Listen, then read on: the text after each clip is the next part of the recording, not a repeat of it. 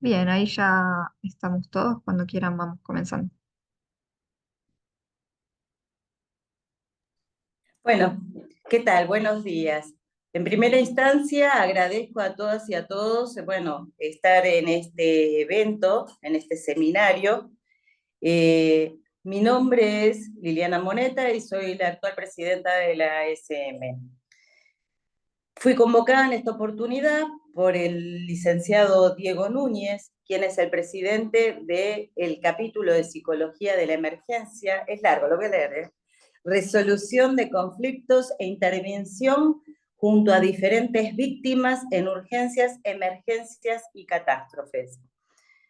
En esta oportunidad nos va a brindar toda su experiencia y conocimiento, que por lo poco que estuvimos hablando previamente es mucho.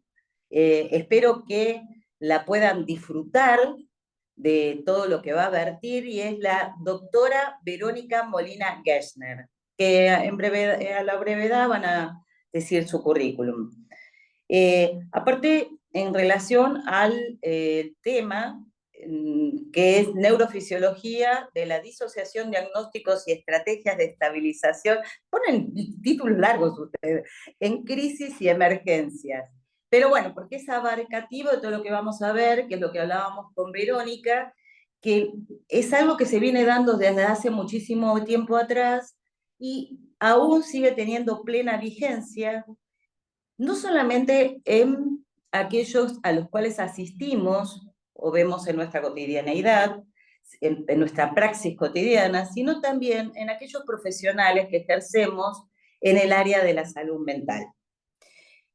Agradezco que me hayan convocado y agradezco también un gesto muy solidario que han tenido desde el capítulo como como un emergente, como una cuestión de solidaridad en relación con lo pasado en la crisis que hubo entre Israel y Palestina, en donde un grupo de gente comandada liderada por Diego, eh, y otros profesionales de la salud mental pertenecientes a la SM, han brindado desinteresadamente, junto con Cascos Blancos y la Cancillería, ¿no?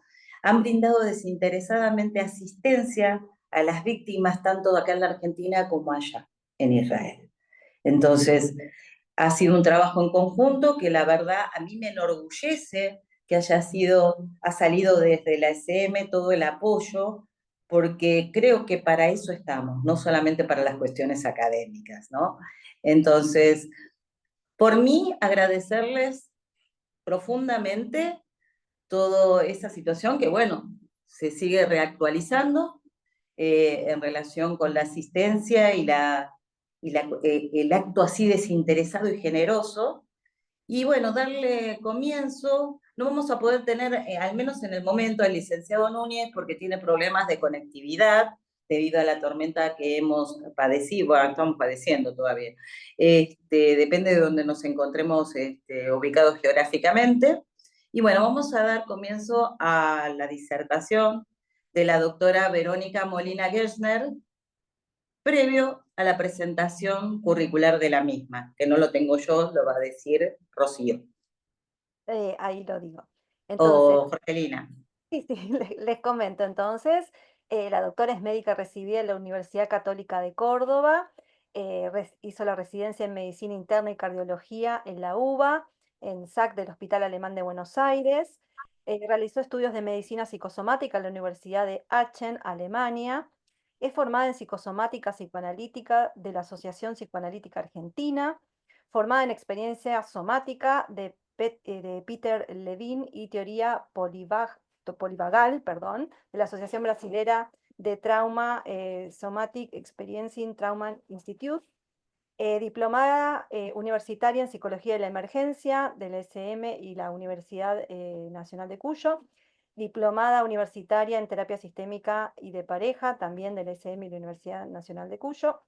Actualmente se encuentra cursando el tercer año de formación y supervisión como facilitador en grupos con orientación en trauma colectivo con Thomas Hood, curso reconocido por la Witten Universitat de USA y Alemania. Es miembro de la Asociación Argentina de Salud Mental, de la Asociación de la ASM y de la World Federation for Mental Health. Es miembro del capítulo de trauma en la Asociación Argentina de Salud Mental, la ASM, y es miembro de la Sociedad Argentina de Medicina del Estrés, SAMES. Con esta presentación, entonces, le damos la palabra. Muchas gracias. Bueno, muchas gracias. Primero quiero agradecer a la...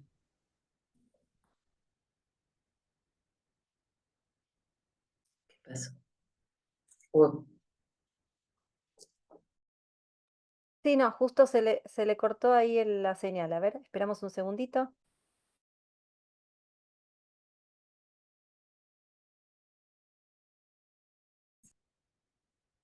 Ahí va, ¿no?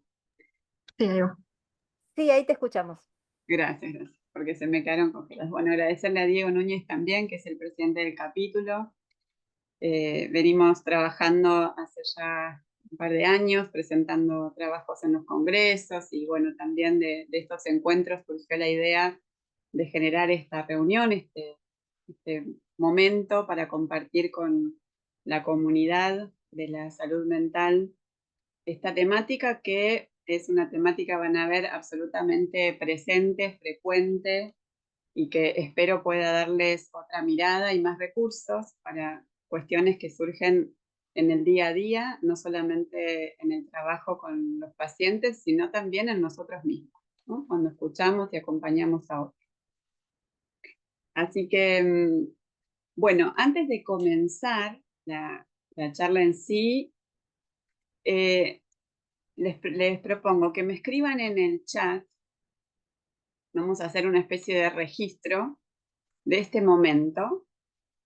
Entonces cada uno tómese un instante para registrar si consideramos que todos los seres humanos al menos estamos en 3 niveles de atención: el cuerpo, la emoción y la mente, ¿no? Estamos de acuerdo en que todos estamos ahí, vivimos gracias a que tenemos cuerpo, estamos conectados porque tenemos emociones y estamos actuando en el mundo porque la mente está disponible. Ahora, en este momento, ¿dónde sienten que está mayormente su atención? ¿En el cuerpo, en su emocionalidad o en su mente? Y escríbanme ese resultado en el chat.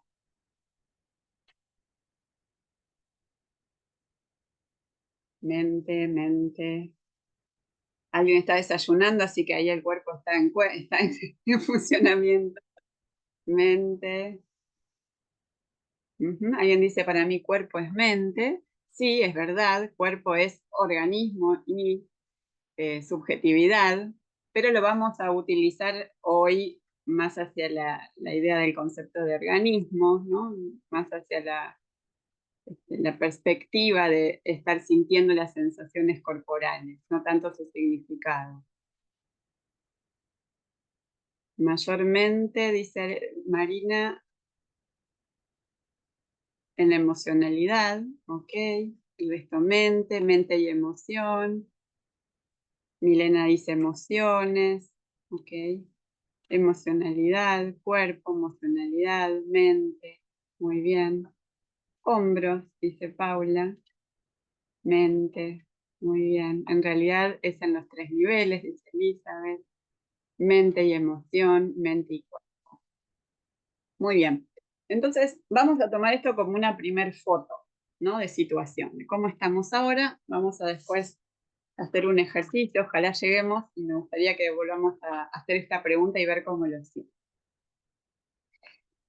Bueno, nuestra charla de hoy, ahora les voy a compartir un PowerPoint, unas imágenes, tiene como intención que podamos acercar una perspectiva un poco más clara sobre un tema que les decía recién, está muy presente, es un tema con el que estamos en relación en nuestra vida cotidiana, y también quienes trabajan en las áreas de asistencia lo van a observar mucho, lo observan mucho, que es la temática de la disociación.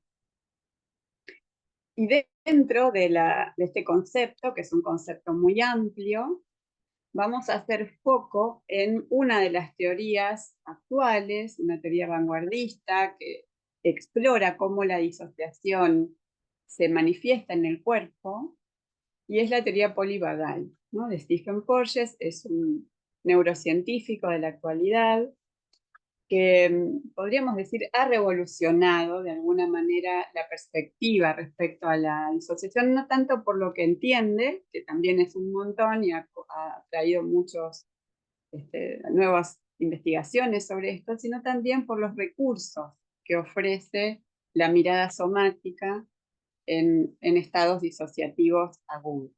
Así que vamos a profundizar en esto. Y bueno, como les decía hace un ratito, vamos a ir haciendo puente también con lo que vamos sintiendo y lo que nos va pasando en el camino. Bueno, vamos a ir entonces a las imágenes. Ahí me dicen si pueden ver. ¿Se ve? Sí, se ve completo. Bueno, ¿y por qué es importante en el concepto de crisis y emergencias traer alguna mirada distinta sobre la disociación? Porque la disociación por sí misma está hablando de un estado de separación, ¿no? Que vamos ahora a profundizar. Es un estado de defensa que surge en el psiquismo, pero surge a través de una experiencia somática, es una experiencia neurofisiológica. Entonces, cómo mirar y acompañar estas situaciones de crisis tiene un tratamiento particular, y sobre esto vamos a ver.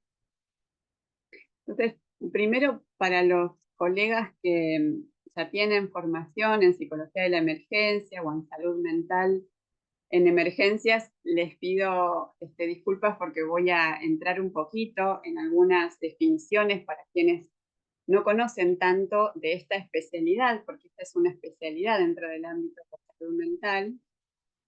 Luego vamos a retomar un momento para todos, pero primero definir, ¿no?, qué es la psicología de la emergencia y cuándo usamos estas herramientas, estos conceptos.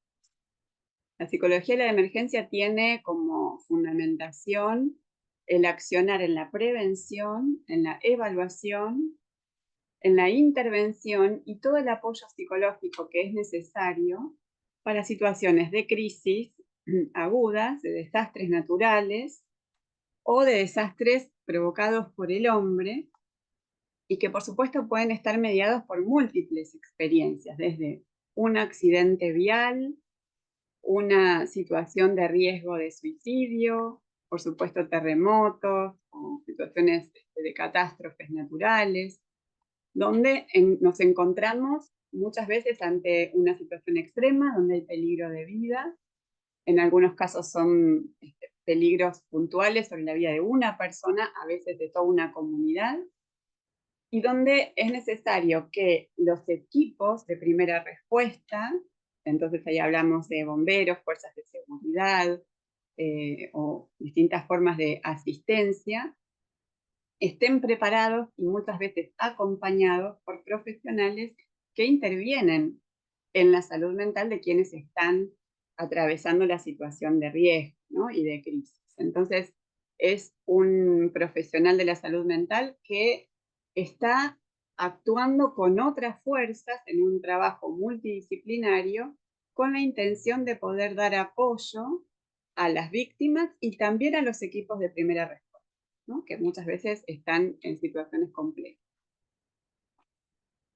Entonces, las áreas de aplicación son múltiples, ¿no? Como les decía recién, pueden ser desastres naturales, una inundación, un terremoto, pueden ser desastres tecnológicos, como puede ser una amenaza de bomba, por ejemplo, pueden ser desastres colectivos provocados por el hombre, como guerras o accidentes nucleares, o agentes individuales provocados por el hombre, ¿no?, como puede ser una amenaza con armas de fuego en una escuela o en un shopping, o pueden ser accidentes biológicos, ¿no? Como lo hemos vivido, la pandemia de COVID, bombas biológicas, ¿no? O sea, situaciones donde estamos frente a una crisis, a un peligro, una amenaza que irrumpe y que puede provenir de cualquiera de estos lugares y ser individuales o colectivos como amenaza.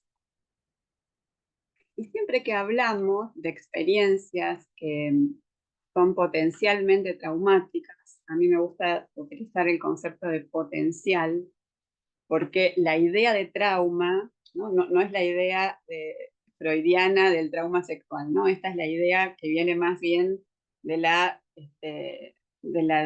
teoría de Freud, de Eros y Tánatos, ¿no? Más allá del principio de placer de 1920, que es el concepto de esta carga, este impulso que es irrefrenable, que es intenso, que es imprevisto, que pone en riesgo la vida y que genera una tensión, una carga muy alta para el psiquismo y para el cuerpo, donde potencialmente, y esto digo potencial de nuevo porque no es solo la experiencia lo que define lo traumático, sino también la subjetividad, ¿no? En qué situación está la persona, cuántos recursos tiene, qué edad tiene, cuán larga es la situación, para poder definir que algo termina siendo traumático. Es decir, que potencialmente todos estos eventos pueden dejar una huella traumática dependiendo también de los recursos y la situación en la que se encuentra el individuo. Entonces, en este sentido, el accionar de los profesionales que trabajan en emergencias y que tienen conocimiento sobre salud mental es fundamental, porque si pensamos que no se trata solo del evento, sino de cómo se acompaña ese momento estresante, entonces podemos hacer una gran diferencia. Un evento que era potencialmente traumático puede no serlo o puede dejar una huella mucho menor si esa situación es adecuadamente acompañada. Entonces, lo traumático, lo repito un poco, no está definido solamente por el evento, sino por las condiciones en las que está la persona cuando esto sucede, y parte esencial de las condiciones es el tipo de asistencia que esa persona tiene cuando transita la experiencia desafiante o estresante. Entonces, la psicología de la emergencia propiamente dicha es una especialidad dentro de la salud mental que acompaña esos primeros momentos de crisis. No es el especialista que va a acompañar después el proceso terapéutico. Esto es importante recordarlo, ¿no? Porque es un agente que tiene una intervención que tiene un principio y un final, ¿no? Y después hay una derivación a quien va a seguir acompañando eventualmente, o una sugerencia de acompañamiento a posteriori. Pero en sí, quien trabaja en la emergencia tiene una función acotada, ¿no? Pero muy importante. Cuando digo acotada no estoy diciendo por esto que no sea importante, es esencial, porque esto que decía recién, no puede ser que una situación termine siendo traumática por el modo de transitarla, que muchas veces es en soledad, ¿no? Sabemos que lo traumático tiene como esencia la experiencia difícil vivida en soledad. Entonces, esa forma de acompañamiento es muy importante. Entonces, vamos a pensar un poquito qué sucede cuando vivimos una experiencia de crisis. Una crisis como algo, como decía recién, algo que irrumpe, es repentino, nos deja muchas veces en shock, ¿no? Primero hay una situación de sorpresa, donde no se sabe exactamente qué es lo que está sucediendo, a veces hay un estado de desorientación a nivel del sistema nervioso, ¿no? Hay personas que relatan cuando explotó una bomba, por ejemplo, que se quedan unos instantes mareados, desorientados, no saben dónde están, de dónde viene el peligro, ¿no? Hay una sensación de estar un poco perdidos en lo que estaba ocurriendo, ese es el momento de shock. Luego aparece esta desregulación en el sistema nervioso, ¿no? Que tiene que ver con la desorientación, a veces en tiempo y espacio. Muchas veces esto después se resuelve, la persona se orienta nuevamente y empieza a definir cuál es el lugar seguro, hacia dónde tiene que dirigirse para asegurar su vida. Y cuando nos encontramos en un lugar seguro, en general con alguien que también nos recibe ahí, entonces ahí las personas que están cercanas cuando estamos en una situación de peligro, o el personal de primera respuesta, los bomberos, los policías, las personas que están en seguridad vial, son a veces quienes reciben a las víctimas en el primer momento y los orientan, ¿no? Necesitan orientarlos hacia dónde ir o qué hacer. Y luego de esto muchas veces empieza a aparecer la posibilidad de una cierta catarsis, ¿no? En el momento en el que nos encontramos seguros, en general ahí es cuando surge la posibilidad de sentir emoción, ¿no? Entonces ahí aparece muchas veces la angustia, el llanto y sensaciones físicas o expresiones somáticas que a veces son de descarga del intensísimo estrés que se vivió en el primer momento, ¿no? Luego, si esto sigue un proceso saludable, se tiende a la estabilización y después es posible adaptarse a eso que ocurrió, volver a significarlo, ¿no? Y ese es un proceso que lleva muchas veces varios días después de que ocurre el evento. Entonces, cuando estamos en medio de la crisis, vamos a estar transitando emociones que son todas muy intensas, que vamos a ver ahora están mediadas por el sistema nervioso. O sea, ahora vamos a poner un poco el foco en el hardware, ¿no? Que sabemos que el software también lo podemos analizar y es un camino muy, muy vasto y lleno de recursos. Pero hoy los voy a invitar a poner más el foco en el hardware para pensar también cómo, entendiendo cómo funciona el cuerpo, el sistema nervioso, podemos operar sobre esta base neurofisiológica para colaborar positivamente en estos momentos de crisis. Y les voy a presentar a un autor con el que vamos a trabajar hoy dentro de todo el marco que les quiero compartir, que es Peter Levine. Quizás algunos lo conozcan. Peter Levine es un neurofisiólogo, es un biomédico y psicólogo estadounidense. Vive, da conferencias, sigue trabajando, tiene ahora 82 años. Y es el creador de una técnica de trabajo con el trauma que vino paralelo con EMDR, digamos, son escuelas cercanas. De hecho, hay también ahora trabajos en común con EMDR y experiencia somática.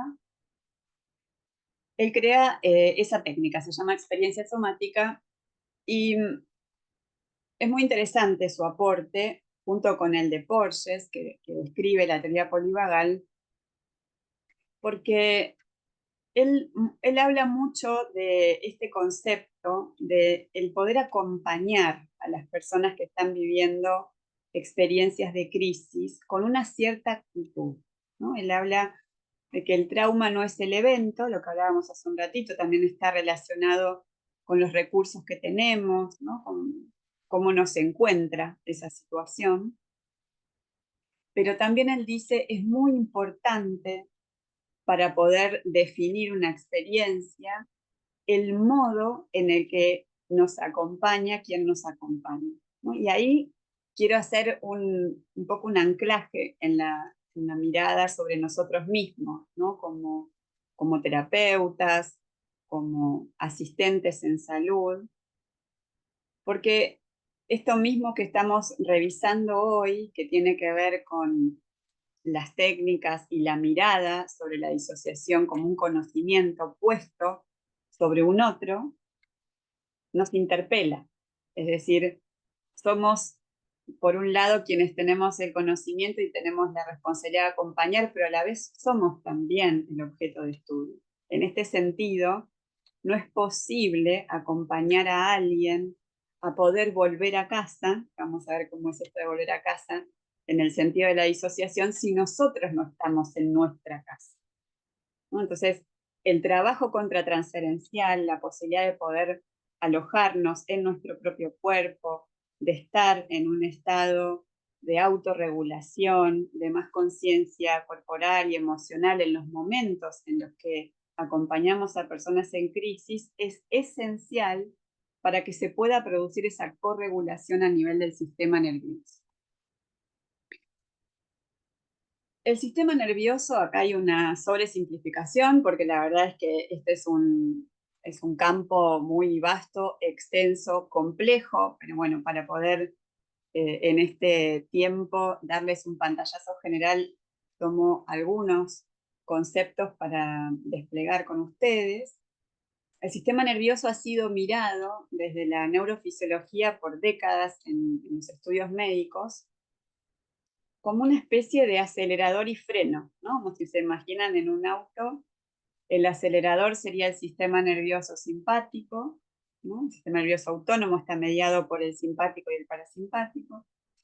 Entonces el simpático sería como el acelerador, está mediado por el cortisol, la adrenalina, la noradrenalina, las hormonas del estímulo, ¿no? Del estrés, considerando el estrés como esta capacidad que tenemos fisiológicamente de responder a la realidad.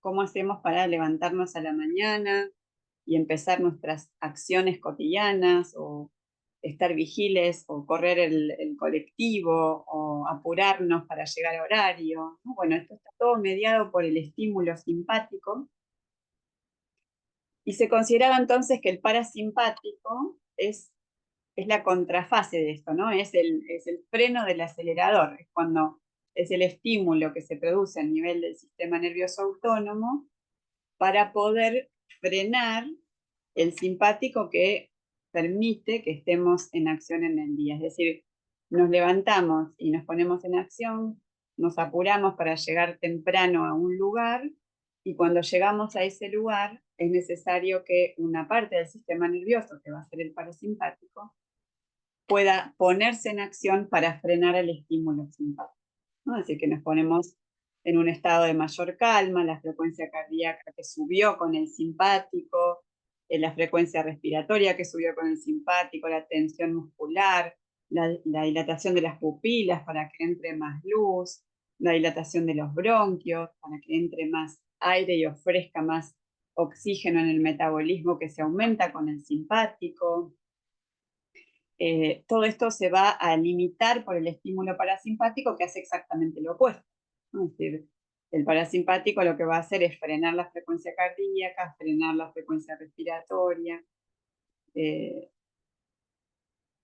estimular el sistema digestivo, ¿no? El sistema parasimpático trabaja en calma, entonces cuando estamos en calma, el sistema digestivo, el sistema reproductor estarían en condiciones de poder operar mejor, y el sistema simpático inhibe al sistema digestivo y al sistema reproductor, porque cuando estamos en alerta o en acción, no es el momento ni de reproducirnos ni de digerir, ¿no? Es el momento de poder responder a la realidad. Entonces, esta era una visión que durante décadas se sostenía en relación al funcionamiento del sistema nervioso autónomo. Y esta visión sigue vigente, pero a partir de las investigaciones de Stephen Porges y también de Levine y otros precursores de ellos, de los cuales también ellos tomaron muchas investigaciones, se empezó a observar que así como el sistema nervioso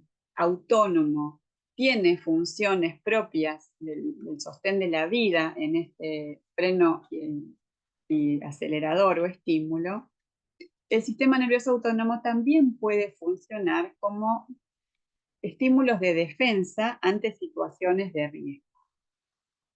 Y por supuesto lo va a hacer en coordinación con el sistema nervioso central, ¿no? Que acá les marqué 3 partes del sistema nervioso central que están alojadas en el cerebro, ¿no? En el cerebro medio y en el cerebro, en la corteza cerebral, que básicamente son la amígdala cerebral, que ahí está puesta en rojo, las amígdalas, que son estructuras que están permanentemente percibiendo la realidad, percibiendo nuestro entorno y detectando a través de los sentidos, y detectando si hay situaciones de amenaza potenciales para nosotros.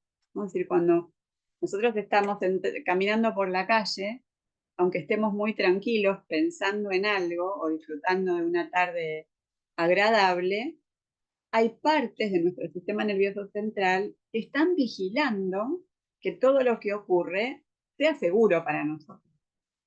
Entonces las amígdalas están percibiendo a través de los sentidos de forma inconsciente, que son vías no corticales, están percibiendo por vías inconscientes que no haya ningún olor, por ejemplo, que se pueda relacionar con un incendio, con fuego, que no haya ningún sonido, aunque sea muy lejano, que se pueda considerar peligroso, que no estemos sintiendo ningún gusto de algo que hayamos comido que pueda considerarse riesgoso para nuestra salud, sintiendo a través de la piel si la temperatura del lugar, con las sensaciones que nos llegan por el viento o la humedad puedan ser riesgosas para nosotros. Mientras todo esto está en calma, no nos enteramos de nada, pero si algo se detecta a través de la amígdala como peligroso,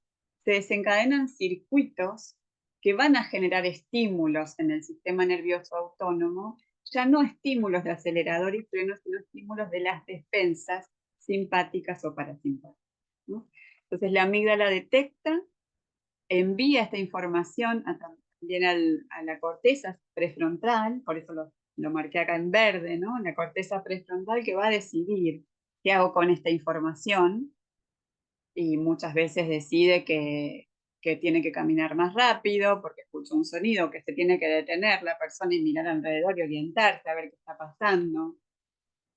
Entonces entran en juego ya vías conscientes y en paralelo le está diciendo al hipocampo, que ahí se los marqué como una lunita, que es una base de la memoria, ¿no? El hipocampo es una estructura que está muy relacionada con la memoria, que incorpora información y las vuelve recuerdos, pero también es un almacenamiento de memoria espacial, de orientación. Entonces, cuando algo aparece como peligroso, vamos a buscar a la biblioteca a ver si esa información se correlaciona con algo que hayamos vivido, y acá entre paréntesis traigo, o que haya sido vivido por otros en nuestra historia familiar y cultural, porque este es un espacio donde hay bagaje de conocimiento múltiple y que pueda resultar una información válida, porque si yo sé de qué se trata este peligro,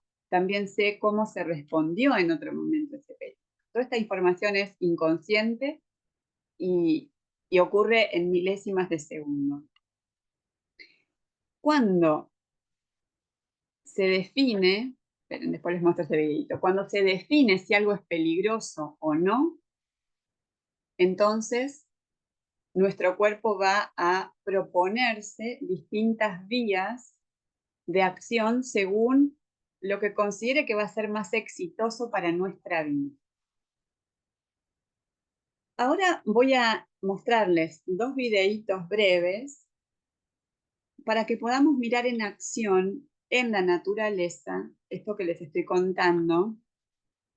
Quizás pueda resultar simple para algunos que tienen más conocimiento sobre esto y un poco complejo para otros. ¿Cómo en la naturaleza podemos observar este conocimiento que está en nosotros desde la filogenética, ¿no? Esto es algo que compartimos con los mamíferos.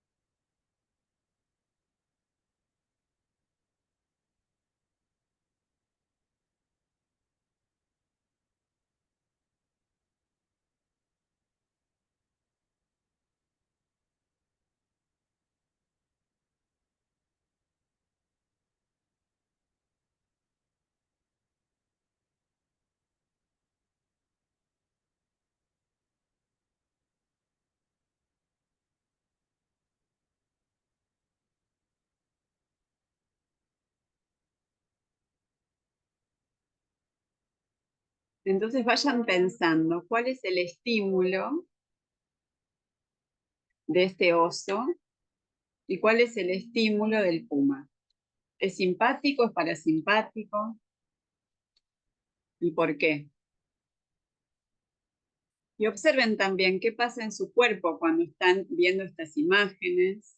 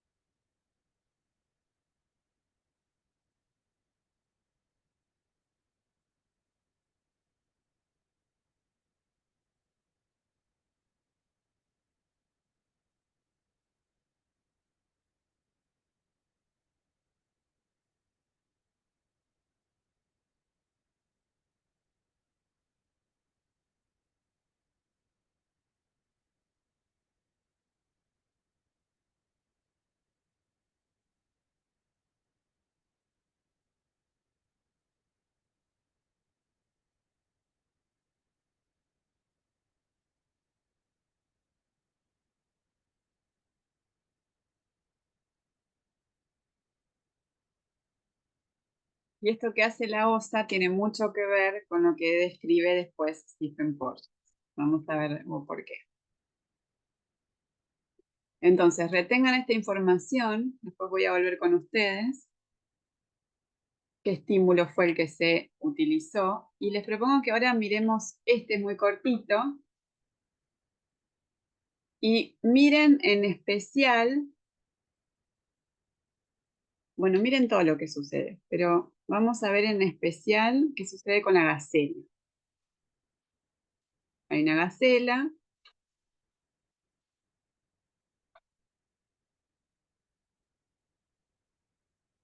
y una hiena.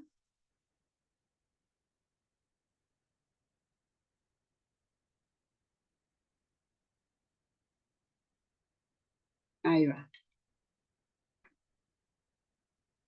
Bueno, vuelvo ahora unos minutitos con ustedes.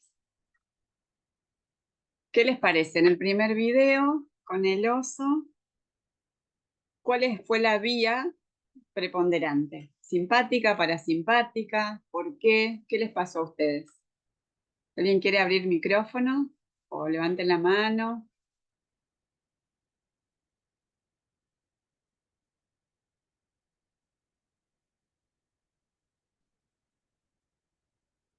Acá pone Patricia, simpática, de lucha y huida. Muy bien. A ver, voy a leer lo que pusieron arriba.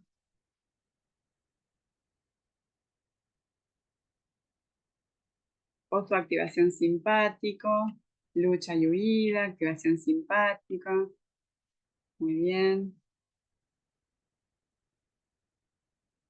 Paso de depredador a presa. Bueno, correcto. ¿Y ustedes qué sintieron cuando veían ese video? ¿Registraron algo en su cuerpo? Pena. Miedo. Muy bien. Activación simpática, dice Juan Carlos. Ansiedad. Emociones. Ganas de ayudar al oso. da pena, el oso da pena. Hay una parte de ese video que después sigue, donde el puma vuelve vuelve con sus crías. Y se ve también, ¿no?, como todo el circuito de la naturaleza. El puma estaba persiguiendo al oso, que era una cría, y que su mamá lo protege, y entonces ante eso el puma se retira, y después el puma se va y vuelve con sus crías sin alimento, ¿no? También es interesante para poder salir de ciertos lugares, a veces de identificación, ¿no? Que finalmente la vida se rige por esos códigos. Bueno, pero quedándonos en esto, ¿no? Entonces estamos todos de acuerdo que en ese primer video estábamos viendo un estímulo simpático, claro, ¿no? Lucha, huida, defensa, muy bien. Sí, estoy de acuerdo, Diana. ¿Y qué pasaba en el otro con la gacela? ¿Qué vieron ahí? ¿Era simpático? ¿Qué le pasaba a la gacela? Patricia dice, en el segundo, paralización o colapso, podría ser simpático. Si es paralización con mucha activación interna, o parasimpático sería un colapso externo o interno de los ojos. Bueno, vamos ahora a mirar un poquito esto. Desesperación, parálisis, simpático. Dice Sabrina, poniendo en marcha un sistema de defensa que resultó bien. Ajá.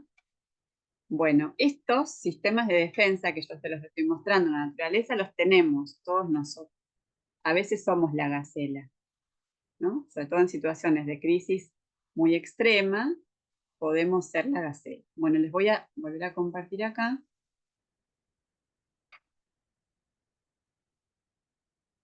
Y les quiero mostrar esto. Ahí ven ya, ¿no? Bueno, este es un cuadro de cuáles serían las respuestas neuropsicofisiológicas frente a situaciones de amenaza. Lo que vimos en el primer video eran respuestas. Acá estamos en lo que les dije hace un ratito, los sistemas de defensa. Ya no estamos sistema nervioso autónomo, freno y acelerador, que eso es así, pero nos sirve para la vida cotidiana. Cuando estamos ante una situación de peligro, como el oso que se ve en peligro porque el puma lo persigue, es una situación de peligro de vida, ¿no? O la gacela. Nosotros compartimos con los animales estos sistemas de defensa, como les decía, son filogenéticos, están activos en nosotros. Obviamente nuestro sistema nervioso es jerárquico, entonces el sistema consciente, a partir de la corteza prefrontal, elige mejores alternativas que las que de pronto pueden elegir los animales. Pero si nuestro sistema nervioso autónomo percibe que estamos ante una situación extrema, se va a guiar por estos dos tipos de respuesta que se llaman los mecanismos de defensa del sistema nervioso autónomo. Entonces tendríamos respuestas de hiperactivación, ¿no? Porque tienen que ver con la capacidad de poner en marcha mecanismos de lucha, de huida o de defensa, todo mediado por el sistema simpático. Cuando se pone en marcha la defensa simpática, no hay disociación. Es decir, el oso y el puma, ¿no? El puma que quiere luchar y el oso que quiere escapar o defenderse, necesitan tener absoluta claridad de lo que está ocurriendo en el lugar.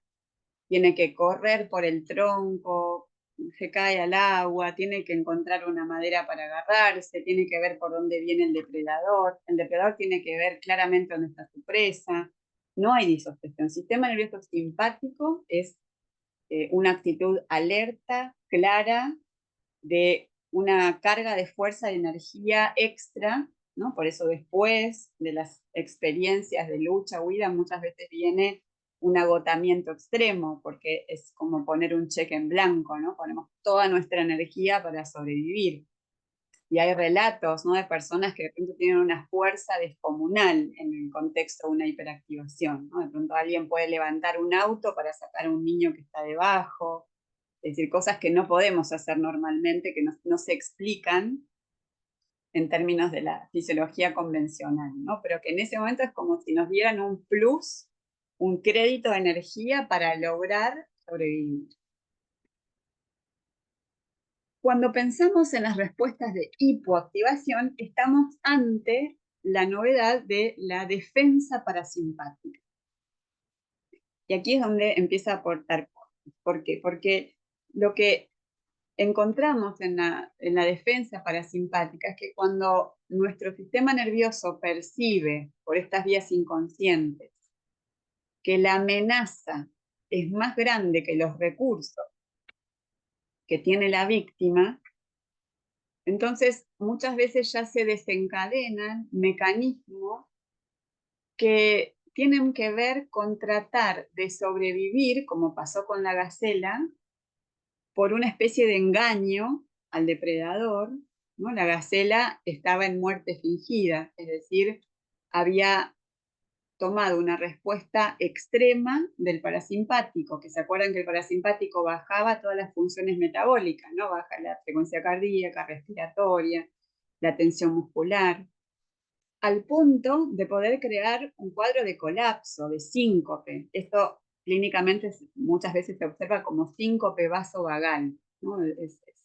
Es un estímulo del sistema vago extremo donde la frecuencia cardíaca puede incluso bajar a niveles que son riesgosos para la vida, ¿no? Siempre es como entrar en ese límite de un borde muy delicado, donde si se excede podría entrar en riesgo de vida. Siempre hay mecanismos en el cuerpo, el corazón tiene marcapasos subsidiarios que rescatan ante frecuencias cardíacas muy bajas, pero básicamente la idea de este mecanismo es lo que ocurrió con la gacela, es hacerse el muerto para que el depredador desista, ¿no? Se retire y entonces en ese momento donde el depredador se va, que en el caso del video que les mostré, había un chita, ¿no? Que fue el que logra cazar a la gacela, y la gacela en el momento en que el chita la agarra, entra en muerte fingida, porque el chita no es un animal carroñero, ¿no? Es un animal que mata para comer. También es instintivo esto. Entonces, como se encuentra de pronto con un animal muerto, porque entró en muerte fingida, desiste de avanzar y entonces la abandona la presa. Abandona la presa y llega la hiena, que sí es un animal que come animales muertos, y entonces la hiena se distrae tratando de echar o expeler al chita, y en ese instante, porque persiste esta atención muy abierta de cómo está el contexto en ese momento, entonces registra la gacela que se abría una ventana de oportunidad para escapar y sale corriendo, ¿no? Es decir, esto en los animales ocurre de modo muy rápido, en los seres humanos esto lleva más tiempo, cuando entramos en respuestas de hipoactivación no es tan rápida la salida, pero tenemos estos mecanismos también. La muerte fingida es una de las formas extremas de hipoactivación, la otra es el congelamiento. En realidad la primera que se descubre es el congelamiento y se lo conecta con el sistema vago dorsal. Ahora les voy a mostrar, pero el sistema vago, que es un nervio, vago porque en latín significa largo, no porque sea vago, aunque está mediando las respuestas parasimpáticas, pero en realidad tiene que ver con la longitud. El nervio vago es el más largo en la inervación de todo el sistema nervioso y va desde la base del cerebro hasta las vías digestivas. Y los primeros peces que se reconocen en la historia de la evolución tenían este sistema de inervación, el sistema vago. Entonces podían digerir, ¿se acuerdan que era una de las funciones parasimpáticas? Podían digerir, podían dormir, y como mecanismo de defensa quedaban congelados en el agua, ¿no? Porque en el agua, si hay movimiento, se irradian las ondas y entonces los otros peces los detectaban y se los comían, ¿no? Nosotros también tenemos este sistema de congelamiento disponible, y van a ver que tanto la muerte fingida como el congelamiento pueden aparecer como mecanismos de defensa parasimpáticos en modalidades más sutiles, ¿no? No todas tienen que ser prendido y apagado, sino que pueden haber modalidades más sutiles. Entonces, a veces un congelamiento parcial puede ser que ante un examen, por ejemplo, nos quedemos en blanco, ¿no? Que a veces pasa que ante el miedo que tenemos por la situación de amenaza que nos genera el examen o la prueba, nuestro sistema nervioso detecte que ahí hay un peligro y quedamos en congelamiento, ¿no? Y también podemos observar que muchas veces pasadas estas situaciones de amenaza, aparecen respuestas somáticas como el temblor, ¿no? Cuando estamos en una situación de peligro, muchas veces luego de que esto pasó, yo les ponía en otra diapositiva antes, hay descargas emocionales, pero también pueden haber descargas somáticas, ¿no? Como el temblor o sensaciones de frío, calor muy intenso, por ahí había frío que se relaciona mucho con el congelamiento, y cuando pasa esta activación aparece el calor, ¿no?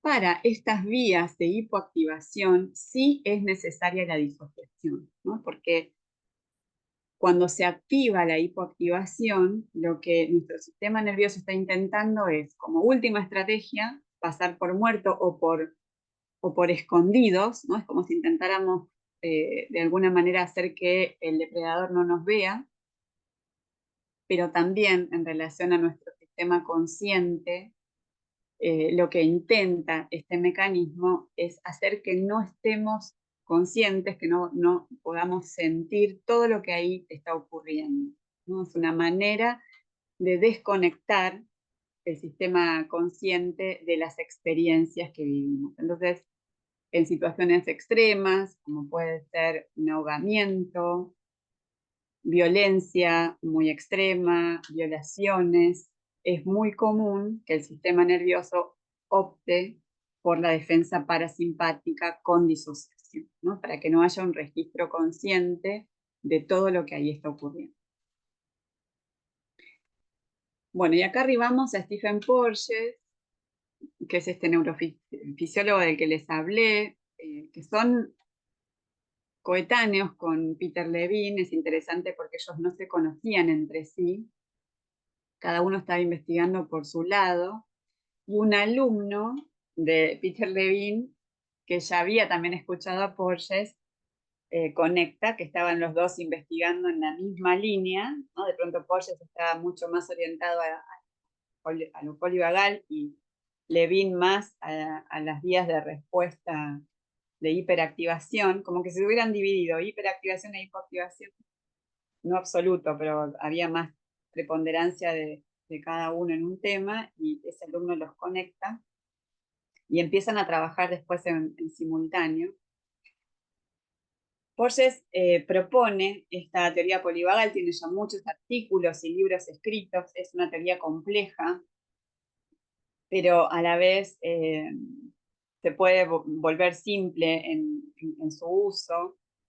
Y él lo que describe es que no solamente tenemos estas funciones disponibles en nuestro sistema nervioso parasimpático, que se las nombré, que es ser el freno respecto del acelerador del simpático, pero también está la defensa parasimpática. Y lo que él agrega es el sistema parasimpático en los mamíferos y los seres humanos desarrolla otra vía de estímulo, ¿no? La vía de la defensa parasimpática sería lo que él llama la vía dorsal, vago dorsal, que es una vía que, como lo dice su nombre, ¿no? Viene baja por la médula espinal, ¿no? Por eso muchas veces las personas sienten que en la espalda hay algo, como si que se despertara cuando estamos en peligro. Si ustedes atienden cuando aparece algo que los asusta, van a ver que hay una sensación sentida en la zona de la espalda que es llamativa, ¿no? Este es el estímulo vago dorsal, que es un estímulo muy intenso e inconsciente, es realmente una zona física donde esto ocurre, ¿no? Y él describe la zona vago ventral, el estímulo vago ventral, como una vía accesoria del sistema del nervio vago, que es esencial para otro mecanismo de defensa que tenemos los seres humanos, de defensa y de adaptación para la vida, que es la defensa mamífera, ¿no? Nosotros tenemos en la base de nuestro cerebro al sistema reptiliano, que es el encargado de más que nada de las respuestas de hiperactivación, ¿no? De lucha y huida. Y nuestro sistema mamífero, que es un sistema que en el desarrollo filogenético vino después del sistema reptiliano, tiene como premisa que lo más seguro para lograr la supervivencia ya no es estar solo y cada uno luchar por su propia vida, como lo es para el sistema reptiliano, sino que hay más chances de poder sobrevivir si estamos en manada, si estamos en grupo. Es decir, que la presencia del otro, la presencia del grupo, como base de la vida, nos da seguridad a través de la pertenencia y del cuidado que otros nos brindan mientras nos vamos desarrollando, y que también brindamos a otros cuando nos toca el momento, y así vamos, por un lado, siendo receptores del cuidado en la vida y también ejerciendo el cuidado de la vida para otros.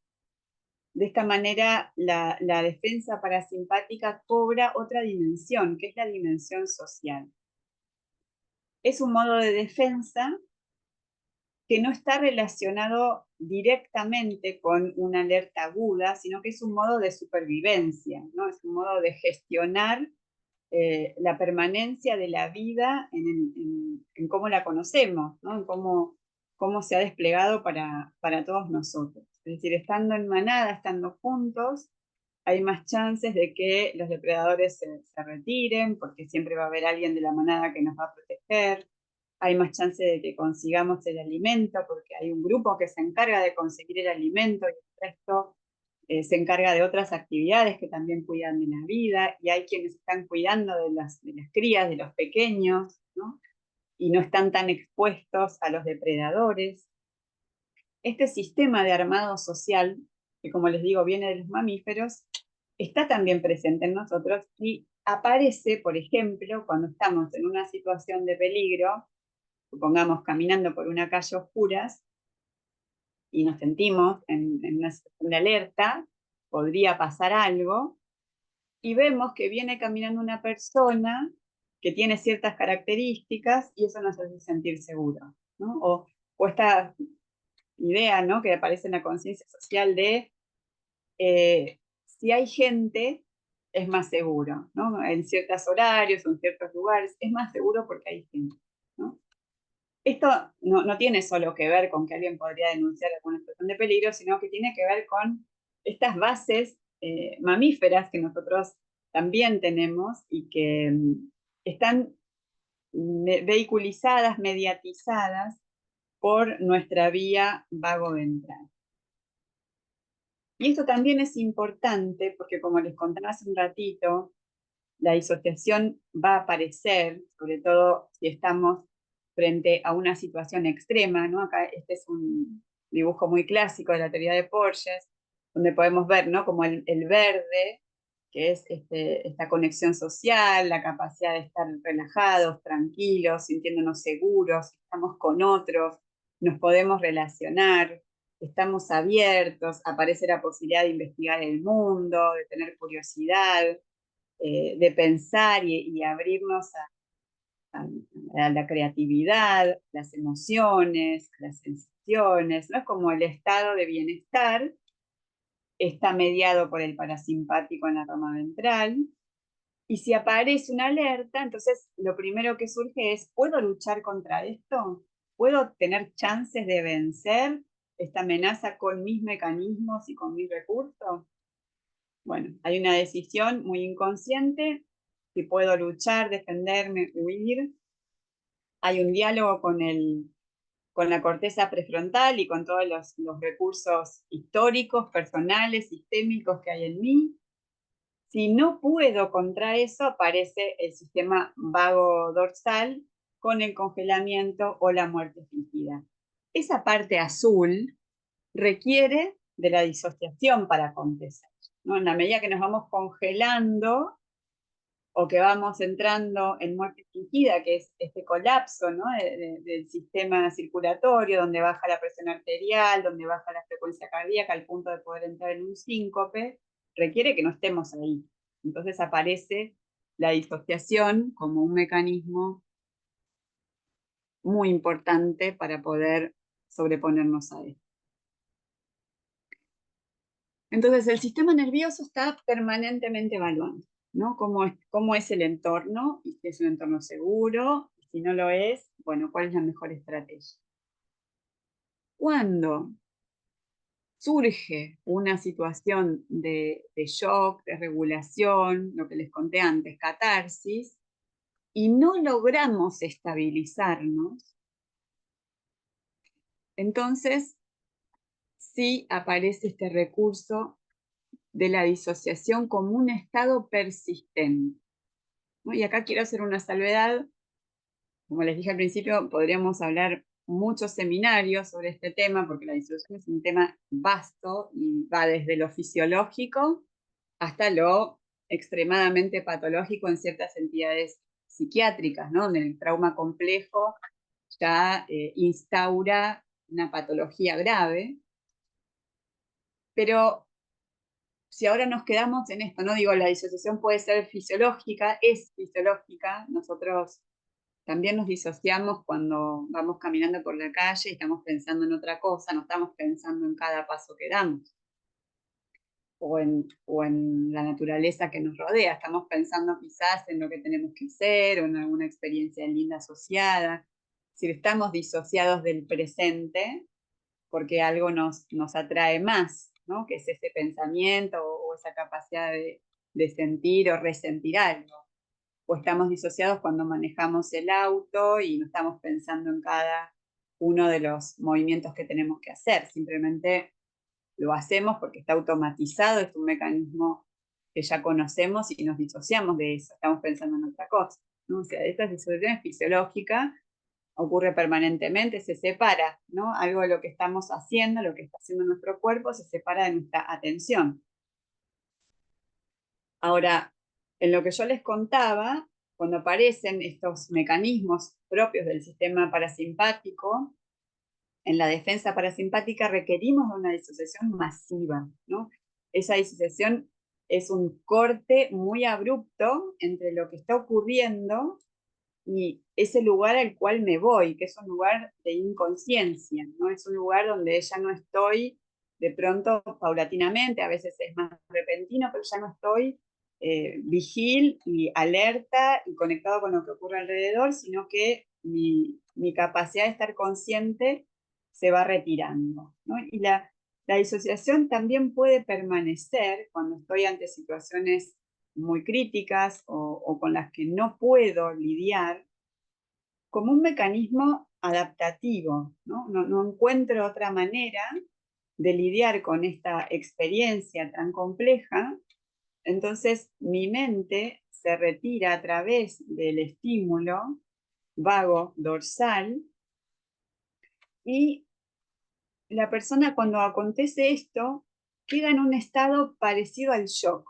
¿no? O sea, es como si volviera a este estado inicial, ¿no? En vez de poder avanzar hacia la estabilidad, la adaptación, la integración, queda congelado, detenido en ese estado que es agradable. Yo les tengo que decir que la disociación es un estado agradable, porque es una especie de anestesia, ¿no? Es como cuando vamos al odontólogo porque tenemos un dolor y nos ponen anestesia y es un gran alivio, ¿no? Es un alivio porque no estamos sintiendo el dolor.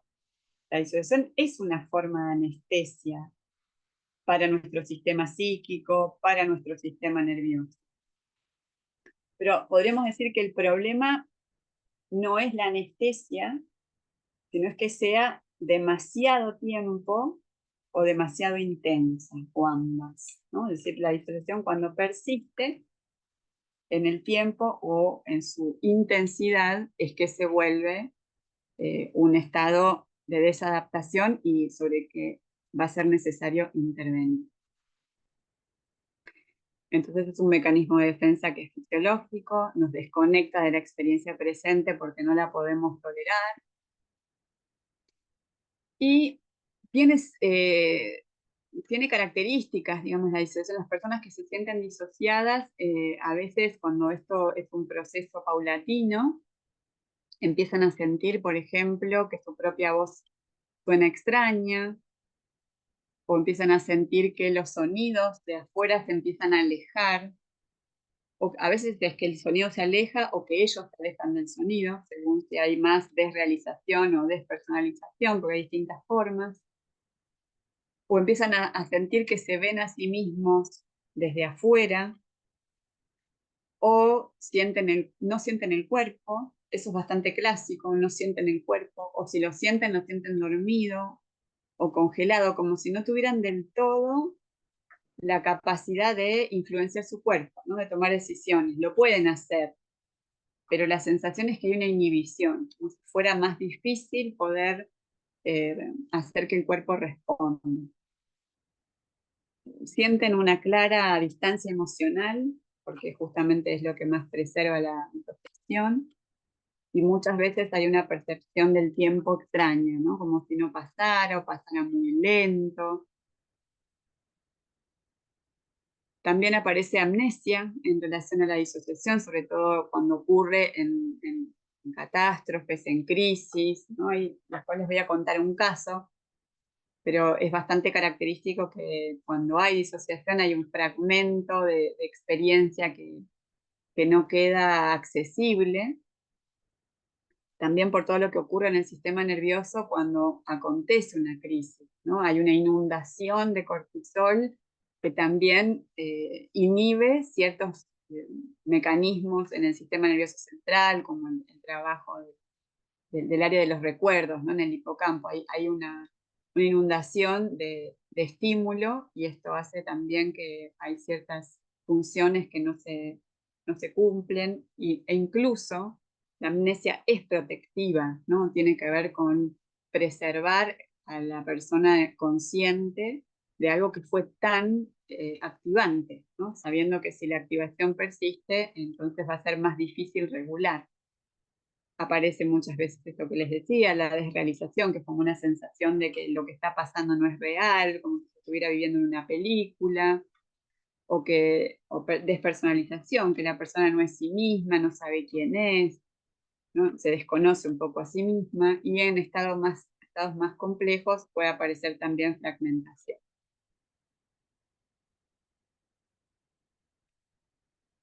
Bueno, cortito les cuento, este es un ejemplo real de una paciente que acompañé, Florencia, una joven de 21 años que tuvo un accidente vial en un colectivo, viajaban una noche desde Mendoza a Buenos Aires, y en un momento el colectivo, parece que el chofer se había dormido y muerde la banquina, y el colectivo hace un vuelco.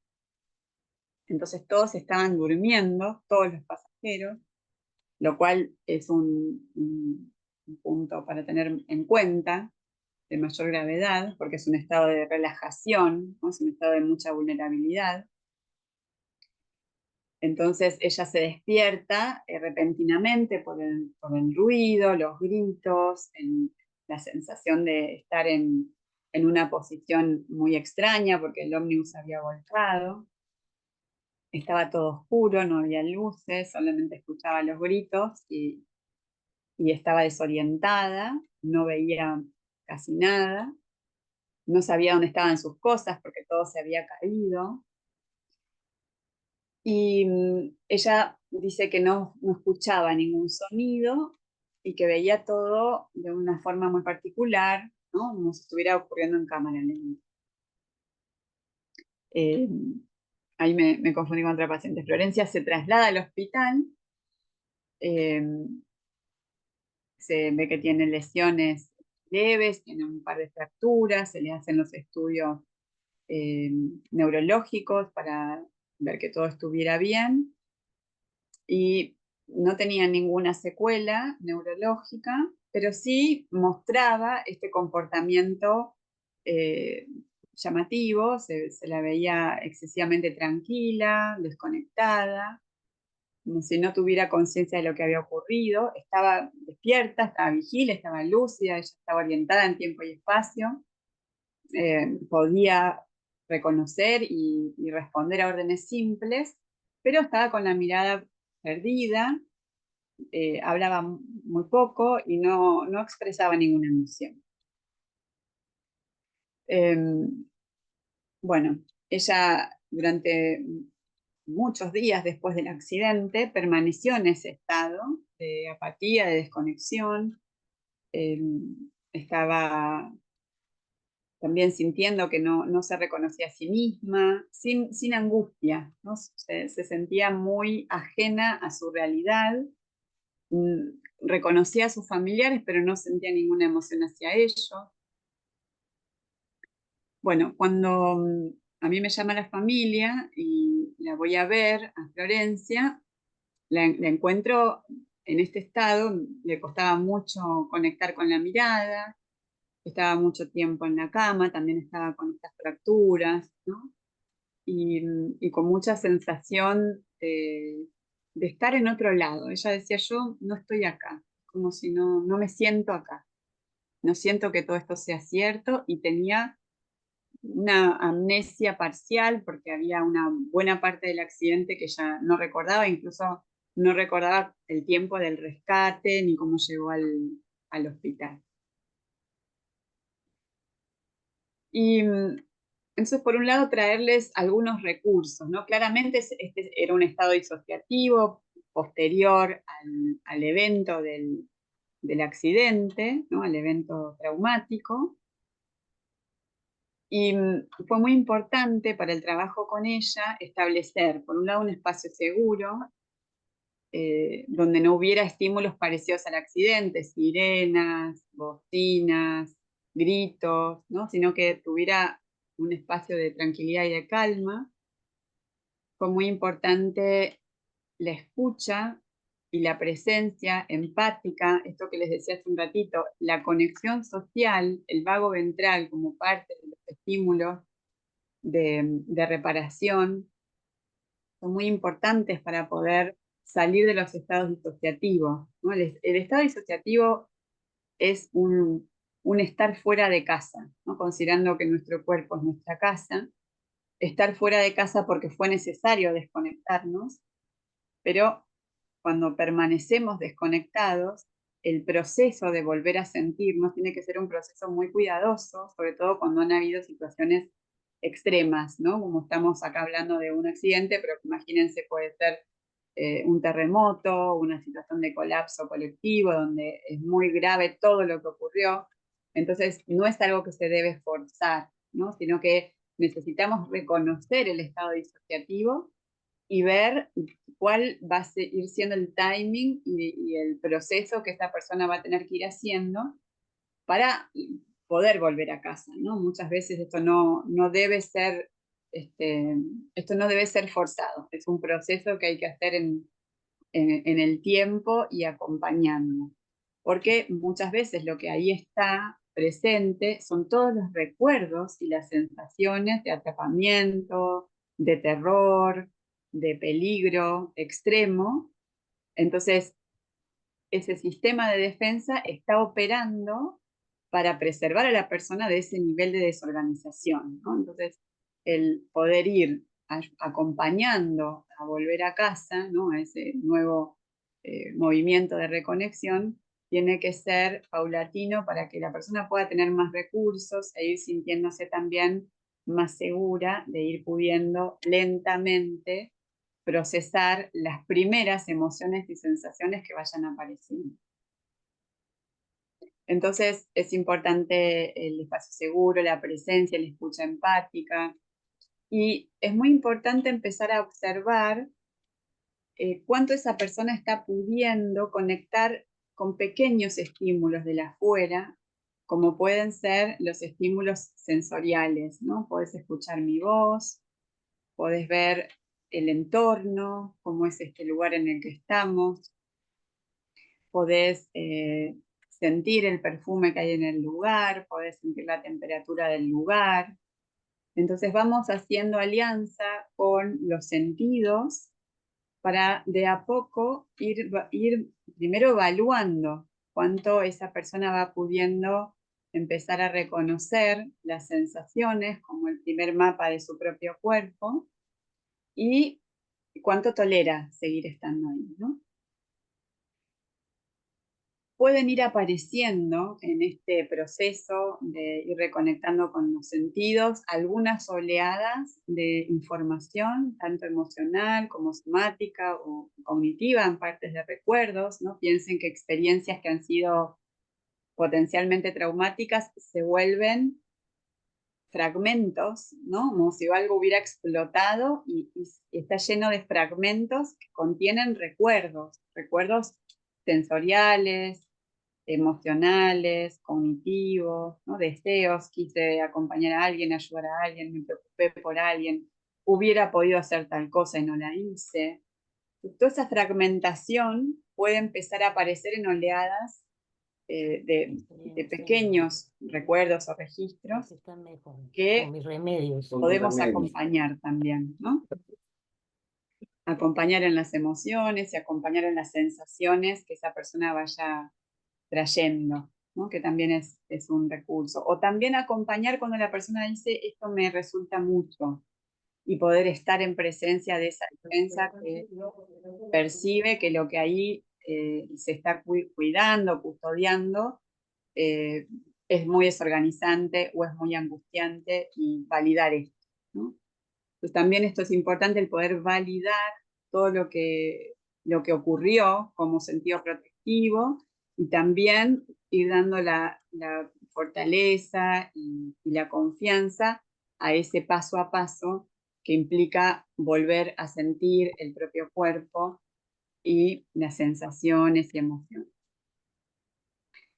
Bueno, si ahora tenemos un ratito, quizás les cuento o compartimos algún ejercicio de grounding. El grounding es muy importante, pero siempre es en este estar custodiando tanto las defensas del paciente como su coraje y su deseo de poder salir de esa situación, ¿no? El grounding tiene que ver con volver a sentir el cuerpo, pero es un sentir el cuerpo en relación. En esta oportunidad no estoy solo, en esta oportunidad hay alguien que está conmigo, que me está acompañando, que está sintiendo conmigo todo lo que a mí me pasó y que ahora son mis recuerdos, ¿no?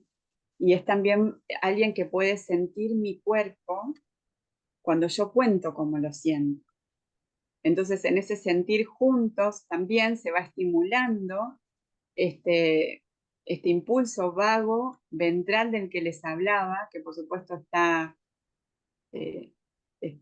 inaugurado en el vínculo de los seres humanos en la relación con la madre, ¿no? O sea, el vago ventral se empieza a estimular en esa mirada de la madre, en ese sostener amoroso, en esa voz suave, en el movimiento, ¿no? Cuidadoso y de acunamiento que recibimos de nuestra madre. Esa es la figura del estímulo vago ventral que luego vamos a ir replicando en nuestra vida en distintas formas, y que en esta forma de acompañar también traemos de alguna manera el perfume de esa manera, ¿no? Que es una mirada amorosa, que es una mirada que está pudiendo sentir al otro, que está pudiendo respetar los tiempos y también las necesidades de esa persona, pero que a su vez tiene la confianza de que el camino es volver a poder sentir el propio cuerpo.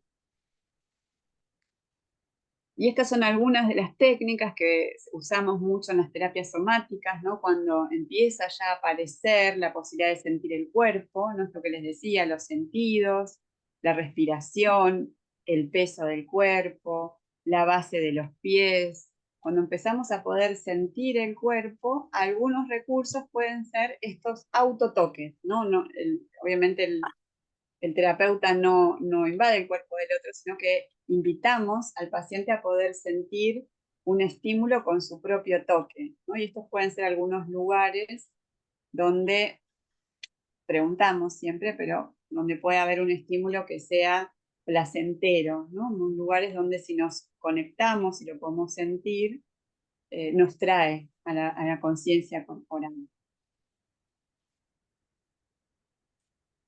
Esto puede ser autotoque y también otro recurso es que el terapeuta haga el toque y el paciente lo ve, ¿no? Estimulando las neuronas espejo, ¿no? La mirada en el otro y cómo me hace sentir a mí ver este recurso puesto en el terapeuta, ¿no? Hay distintas técnicas que se pueden usar para ir modulando lentamente, ¿no? Siempre el trabajo con el trauma es un trabajo muy lento, muy cuidadoso, muy de titulación, ¿no? El concepto químico de titular, que es gota a gota, probando si eso que le estoy proponiendo a la persona es posible, si le da calma, si cree que lo puede sostener, ¿no? Generando también la confianza de que hay alguien ahí que me respeta, que me escucha. Y esto en sí mismo ya es un recurso muy valioso. Bueno, y ahora me voy con ustedes, pero quería terminar con esta imagen que tiene que ver con este arte japonés, ¿no? Que es el kintsugi. Y puse intencionalmente estas figuras porque creo que si nos imaginamos que de alguna manera todos nosotros somos una taza, ¿no? Donde tenemos estas experiencias de fragmentación dentro de nuestra historia, todos hemos vivido experiencias traumáticas y todos hemos hecho algo con eso, algo que nos generó quizás mecanismos de defensa, a veces de esos mecanismos de defensa todavía estamos padeciendo, ¿no? Y tenemos la oportunidad de trabajar con esto y restaurar parte de la energía vital que está puesta en inhibir, en frenar recuerdos, emociones, sensaciones, y bueno, esa energía vital vuelve a nosotros luego del trabajo personal, pero a la vez todos estamos en sistemas traumatizados, ¿no? Por supuesto las familias, la sociedad, y los sistemas de asistencia somos sistemas traumatizados porque nosotros estamos expuestos permanentemente al dolor humano, a la muerte, al peligro, y esto no nos es ajeno, ¿no? Nuestro sistema mamífero está permanentemente actuando y vamos a buscar esas profesiones de ayuda por una vocación, la vocación de ayuda. Entonces, hacemos algo con nuestra emocionalidad, con nuestro propio registro del cuerpo para poder seguir trabajando en áreas difíciles y poder hacerlo, ¿no? Sintiendo a veces tanto dolor y situaciones tan extremas. Lo que hacemos es disociarnos. Parte de las clasificaciones tan vastas de la disociación tienen que ver con esto, disociarnos instrumentalmente para poder operar, pero ¿cuándo volvemos a sentir? ¿No? ¿Cuándo volvemos a poner el oro entre los pedacitos para volver esa pieza que soy o esa pieza a la que pertenezco en la comunidad en la que estoy, una pieza valiosa, ¿no? Porque detrás de todas estas experiencias difíciles, cuando logramos integrarlas, resignificarlas, digerirlas emocionalmente, somáticamente, nos volvemos más empáticos, nos volvemos más solidarios, nos volvemos más humanos y más sabios también. Podemos acompañar desde otro lugar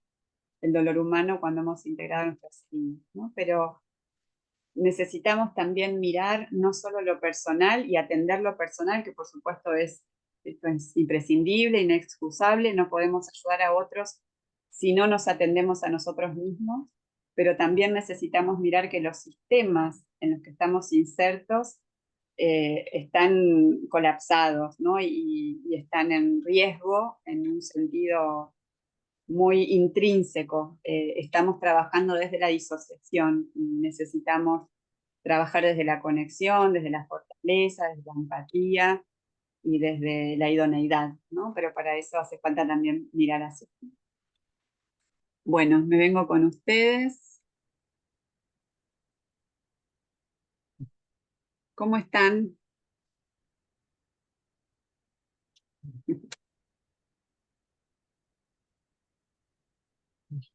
Bueno, ¿quieren hacer alguna pregunta, comentario? Leticia, dale. ¿Qué tal? Buenos días. Bueno, muy bueno, me dio muchos recursos para seguir trabajando. La pregunta es, yo me quedé con una frase que me impactó en el comienzo, que hablas de acompañar al otro a volver a la casa cuando nosotros también tenemos nuestra propia casa. Entonces, yo soy brigadista y trabajo en el ámbito de la emergencia, Entonces la pregunta es, cuando de pronto yo tengo que acompañar en esta situación y de pronto la situación traumática me pegó a mí, ¿cómo me disocio yo en ese momento? Sí. ¿Cómo me recupero yo? ¿Cómo vuelvo yo a mi propia casa en el momento de la escena de la emergencia? Sí, es muy importante tu pregunta, Leticia. Lo más probable es que tus mecanismos que ya están aceitados sean el de disociarte instrumentalmente, es decir, vas justamente hacia la escena que te angustia y que te activa, vas de todas maneras, vas gracias a que podés disociarte, es decir, desconectarte de tus emociones personales o tus emociones, ¿no?, del momento. Y eso está muy bien. El problema no es disociarse, está muy bien que nos disociemos, gracias a la disociación estamos acá, ¿no? Porque imagínense las historias humanas, ¿no? Las emigraciones, las guerras, los accidentes, cuántas experiencias difíciles. Bueno, de ahí salimos gracias a la disociación. El problema es, y ahí el recurso también, ¿cómo hacemos para volver a sentir? Y de hecho, si hay una situación en particular que vos detectás, esto me angustia, porque tiene que ver conmigo, con mi historia, entonces ese es un regalo para trabajar también algo personal y necesita ser llevado a un espacio seguro. Es decir, una vez que vos operaste sobre la realidad, resolviste lo tuyo, tomar esa oportunidad para decir esto lo llevo a un espacio terapéutico, una rueda de escucha que haya en el ámbito donde trabajás. Y esto es algo que hay que trabajar y desarrollar más a nivel institucional, pero si no lo hubiera, que lo puedas llevar vos, ¿no? Es decir, esto quiero trabajarlo. Bien, sí, sí, porque es precisamente, estoy con bomberos voluntarios también trabajando en esto de que ellos activan tanto la desensibilización de ciertas cosas que después van con todo eso y no hacen este proceso. Por eso estoy tratando de que puedan entender que aunque lo pueden enfrentar y profesionalmente lo llevan adelante, después tienen que ir a un espacio, esto es lo que quería escuchar, tienen que ir a un espacio y trabajarlo de modo personal. Sí. Y es Bien, muy y la segunda, importante, no, perdón, no. ahí, es muy importante la psicoeducación en esto, porque esto que estamos haciendo ahora quizás para muchos puede ser novedoso, hablar de esto, ¿no? Hablar de que no tengo que ser un robot que no siente, todo lo contrario, tengo que ser un ser humano sintiente con una capacidad operativa que en el momento está mediado por la disociación, pero después tengo que volver a ser un ser humano, que me encuentro con mis hijos, con mi pareja, con mi vida, con mis plenas capacidades de sentir, porque si no, la disociación también se lleva a casa. Claro, bien. ¿No? Y la segunda pregunta que no me quedó muy en claro, el estímulo BB, de corta, que pusiste Vago al final. ventral, el estímulo Vago vago ventral. ventral es este, es la capacidad de poder sentirnos, conexión social, relajarnos, disfrutar, ¿no? Y sentirnos seguros en el grupo. Ese es el Bien, vago ventral. muy bien, muchas gracias. A vos, gracias por la pregunta. Yo quería preguntar algo. Hola, ¿qué tal? Hola Paula, bueno, te escucho a vos y después voy con Nicole, dale. Sí, no, simple. Quería saber si en estos casos de disociación tan graves, el ejemplo que diste de tu paciente, del accidente, también es ayudado por alguna medicación Sí, psiquiátrica. claro, en muchos casos cuando el proceso disociativo permanece mucho tiempo o hay ya una vulnerabilidad de base, yo les empecé a contar la historia de esta paciente desde el accidente, pero ella venía con una historia de mayor vulnerabilidad, pueden haber situaciones previas que son predisponentes, ¿no? A situaciones de depresión, a crisis de angustia, a otro tipo de síntomas. Siempre sugiero el trabajo interdisciplinario y esta es una evaluación para hacer, claro. Sí, Bueno, gracias. a vos. Nicole. ¿Qué tal? Gracias por la presentación. Muy interesante. De verdad me gustaría preguntarte digamos, si hay algún tipo de investigación, que supongo que sí, entre el mecanismo disociativo y la gravedad de los trastornos de ansiedad. Bueno, seguro, hay un montón de investigación sobre esto y hay varios trabajos. Si querés después nos podemos quedar en contacto y te puedo pasar más información. Ay, se me fue la manito del lugar. Pero lo que te puedo decir en primer lugar es que los trastornos de ansiedad serían una sobrecarga del sistema simpático, ¿no? Donde el estado disociativo, si aparece ahí, es porque hay historia de trauma complejo, ¿sí? No es por un trauma agudo único, sino que hay un historial previo de trauma complejo y puede haber ahí un estrés postraumático complejo, donde para que se imaginen, es como tener prendidos el acelerador y el freno a la vez. Entonces se empieza a generar esta mixtura de síntomas que tienen que ver con la complejidad del trauma. Y hay alguna parte de lo traumático que responde en la ansiedad a estímulos simpáticos que no pudieron completar su respuesta, y otra parte de estímulos en simultáneo que fueron muerte fingida, congelamiento, que tampoco pudieron completar su respuesta. Entonces ahí estamos frente a trauma complejo, y lo que sí puedo decirte es que el trabajo es muy cuidadoso, muy lento. Hay casos donde si ya hay mucha interferencia o mucha vulnerabilidad psíquica o hay un cuadro psicopatológico grave, se desaconseja el trabajo somático. O sea, hay que ver ahí el caso a caso. No todos los pacientes están en condiciones de hacer trabajo somático, porque hay quienes ante la posibilidad de sentir su cuerpo se desorganizan profundamente, ¿no? Y ahí lo que compartía Paula, hace falta el trabajo interdisciplinario, la medicación, bueno, y es un caso por caso, pero podríamos hablar mucho más, pero para esto pensarlo así, acelerador y freno a la vez, y hay que empezar a separar y trabajar cada cosa y ver cómo, ¿no? En esos casos. Gracias, ¿eh? Un placer. Sí, Diana. Hola, buenas, ¿cómo están? Yo había puesto dos preguntas en el chat. La primera era respecto a, se habló mucho sobre el tiempo de la disociación, y mi pregunta es cuándo el tiempo se considera patología, porque si no parece en el abstracto, no me consta cuánto es. Esa es la primera, y responder esa después otra porque va en otro sentido la pregunta. Sí.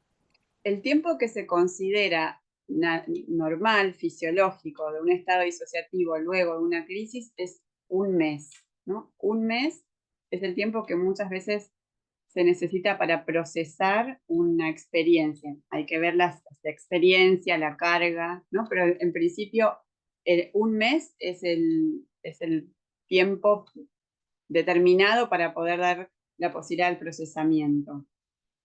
Depende, como digo, del estado disociativo. No es lo mismo sensación de irrealidad, despersonalización, fragmentación, que una sensación de estar con flashbacks o con recuerdos intrusivos, ¿no? Que puede ser parte, como les digo, del procesamiento de la experiencia. Durante un mes estamos procesando. Después del mes, si los síntomas persisten o si reaparecen luego de los 6 meses, ya se considera estrés postraumático, ¿no? Y ahí obviamente hay que tomarlo, porque es claramente una patología secuela de la experiencia vivida. Y después, respecto a la otra pregunta, era en los casos de los pacientes que llegan a la guardia. A ver, el caso de esta chica, no recuerdo el nombre, dijiste tu paciente, uno conoce Florencia. el antecedente del evento traumático, a veces no, llegan incluso con la policía, personas que están deambulando. Entonces, ¿cómo hacer el diagnóstico diferencial con otros eventos psiquiátricos o, por ejemplo, un brote psicótico? Que yo ahí lo había comentado, de darnos cuenta de que no, esto es una disociación o no es otra cosa, porque la conducta es en una y en otras otras. Si hay herramientas que uno puede usar, los profesionales que no estamos o que no nos vamos a formar en la psiquiatría, para a veces no depender de tener que tener a alguien ahí en la guardia o en el consultorio, más que nada en los lugares donde no hay personal de salud mental específicamente. Claro. Bueno, a veces estos diagnósticos diferenciales pueden ser complejos y pueden llevar tiempo, ¿no? Los diagnósticos en salud mental no se hacen en un instante, no es como un laboratorio, pero como una orientación, podría decirte que cuando se trata de un estado disociativo por un accidente o por una experiencia traumática, en el momento puede ser que la persona esté con la mirada perdida, que le cueste conectarse con sus emociones, que le cueste quizás reconocer el sentido de su propia realidad, pero va a poder decirte cómo se llama, va a poder decirte dónde está, va a poder decirte en qué día está, orientarse, ¿no? En tiempo y espacio, y salvo que haya sido una experiencia que no recuerda, va a poder contarte a partir de cuándo se siente así. Es decir, cuando hay un estado disociativo también hay un evento puntual al cual referirse, ¿no? Acabo de tener un accidente o ocurrió una situación familiar y a partir de esto me siento así. Pero hay casos, en lo que decís, Diana, donde hace falta más tiempo y una evaluación más profunda y entre distintos profesionales para poder discriminar un cuadro u otro, ¿no? Lo psiquiátrico muchas veces también se presenta con estados disociativos graves, así que es una pregunta atinada la tuya. Bueno, María Josefina. Hola Verónica, buenas tardes. Yo quería comentarle y por ahí responderle a Leticia que había hablado sobre los equipos de emergencia y cómo se disocian. Voy a hablar específicamente de los equipos de bomberos voluntarios y formando parte del Departamento de Psicología en la Emergencia. Ya los equipos de emergencia se disocian al momento de escuchar el alerta, la sirena, el llamado por handy, de una manera técnica, la disociación técnica. Cuando volvemos de las intervenciones, tenemos una disociación emocional y trabajamos con todo el equipo que formó parte de la intervención con una descarga emocional. ¿Sí? Y es como así como lavamos nuestro equipo antes de irnos a nuestra casa, también tenemos que hacer una limpieza de nuestros sentimientos, nuestra cabeza, y ahí hacemos esa disociación en el momento del encuentro de equipo, de trabajo. ¿Sí? Así que con respecto a lo que preguntaba ella de cómo se disocian los equipos después, cada uno tiene distintas técnicas. Nosotros, por ejemplo, tenemos las técnicas que pasan por los sentidos. Así que en un diffusing que se hace al final, trabajamos con esa técnica y cada uno después se disocia de manera emocional para no llevar toda esa carga de estrés y de trabajo al hogar, que es donde por ahí muchas veces repercute. Solo eso. Sí, muy importante lo que trae Josefina, y además de esto pueden haber casos donde surgía lo que compartía Josefina, ¿no? ¿Quién era la otra persona que compartía? Que contaste, Leticia. Donde haya algo de lo que ocurre en particular que tiene que ver conmigo, ¿no? Josefina está trayendo la situación de alerta en general. Cualquiera de nosotros que tuviera que ir a atender una situación donde está en peligro también la propia vida, sentiríamos pánico, ¿no? O sea, el bombero tiene que ir en contra de donde todos queremos estar, ¿no? Tiene que ir hacia el lugar del peligro. Y lo hace a pesar de todos sus mecanismos actuantes de supervivencia. O sea, se desencadenan cada vez. Pero en algunos casos quizás nos encontramos con escenas que son personalmente activantes. Supongamos, vamos a encontrarnos con, no sé, una escena de una muerte donde hay un niño pequeño que murió. Y quizás en mi familia murió un niño pequeño, un hermano mío, de una manera parecida, ¿no? Entonces, a veces nos encontramos además con situaciones, con escenas que nos despiertan sentimientos personales, y esto necesita un espacio especial, justamente para no retraumatizar, porque parte de los peligros que viven las personas que están trabajando en situaciones de vulnerabilidad, ¿no? Porque estamos acompañando a otros o viendo experiencias muy extremas, es que por disociarnos, como dice Josefina, instrumentalmente, crónicamente, y no tener espacios de trabajo con esa disociación, la general y la particular, es que nos retraumatizamos, ¿no? Esto se llama fatiga por compasión, y pueden haber casos también de burnout, ¿no? O trauma secundario. Entonces, en particular en las personas que trabajan como equipos de primera respuesta o en las guardias de emergencia, es muy importante tomar a consideración esto. No se apoyen tanto en la disociación. La disociación es un gran recurso, pero necesitamos volver a casa, trabajar en nosotros para volver a casa. ¿Puedo agregar algo más, Vero?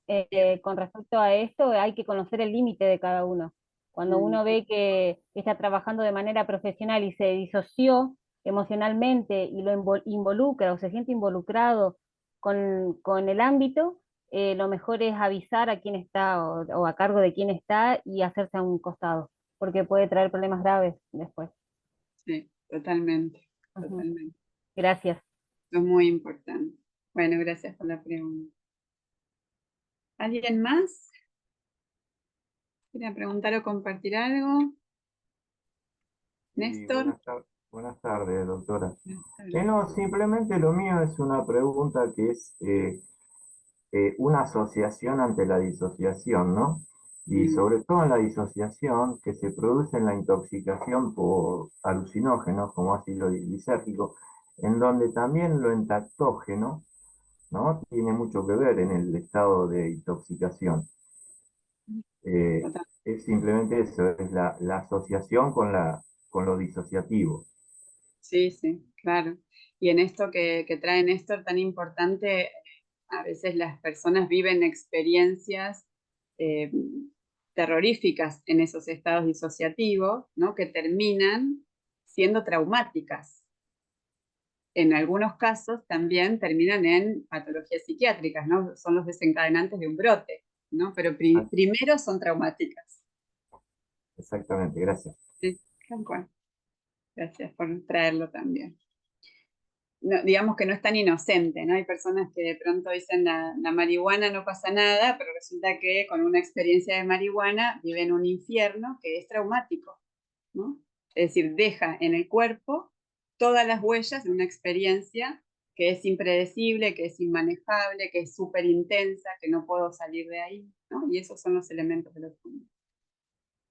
Bueno, no llegamos hoy a hacer el ejercicio, por ahí en otro momento lo podemos hacer, lo podemos armar, pero quiero agradecer mucho a todos por haber estado hoy con nosotros y por las preguntas súper interesantes, por el interés. Y bueno, lo que necesiten, estamos en contacto. No sé si Diego, ¿estás por ahí? Estoy viendo a Diego acá. Está con problemas de internet, doctora. Sigue con Sí, esos problemas en su casa. bueno. Gracias, Florencia. Bueno, una palabrita quizás de lo que se llevan de este encuentro. Ahí me están escribiendo en el chat.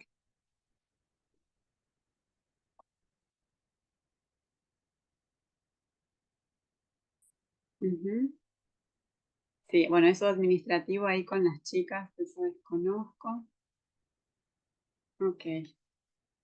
Bueno, bibliografía, si quieren después podemos compartir algo, después no sé bien por qué vía, si por la secretaría, pero les puedo con gusto compartir algunos artículos, sí, con mucho gusto. Hay mucho para seguir investigando, es una temática, me hubiera gustado poder hacer algunos ejercicios, pero bueno, por ahí hacemos una parte 2 y logramos hacer algo más. Bueno, ahí está. A ese correo voy a mandar yo entonces algunos artículos y les pueden mandar también ustedes los pedidos. Bueno, entonces enormes gracias a todos y estamos en contacto, ¿sí? Gracias a la Asociación de Salud Mental por este espacio y por el espacio del capítulo de trauma. Bueno, muchas gracias. Gracias a todos. Muchas gracias.